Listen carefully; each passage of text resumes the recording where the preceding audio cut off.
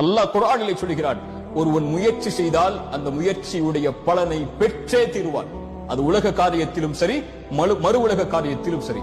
இந்த உலகத்தில் இருக்கக்கூடிய மனிதர்கள் முடிவை பார்க்கக்கூடியவர்கள். வெற்றி அடைந்தாயா என்பதைத்தான் பார்ப்பார்கள். அது ஒரு முஃமினுடைய இலக்கு அல்ல. ஒரு முஃமினுடைய இலக்கு எல்லா காரியத்திலும் முயற்சி மட்டும்தான்.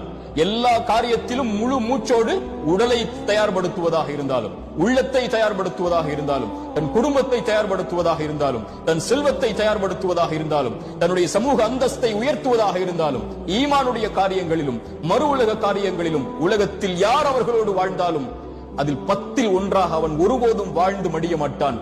உலக வாழ்வில் இருந்து அவன் கண்ணை மூடும் போது எல்லோர்களை விடவும் அல்லாஹ்விடத்தில் நான் மேன்மையானவனாக, இறை நம்பிக்கை கொண்ட பலமான உறுதியோடு வாழக்கூடிய, அல்லாஹுடைய கதரை உள்ளத்தாலும் உடலாலும் மனதாலும் ஏற்று வாழக்கூடிய இறை நம்பிக்கையாளனாகத்தான் அவன் வாழ்ந்து மறைவான்.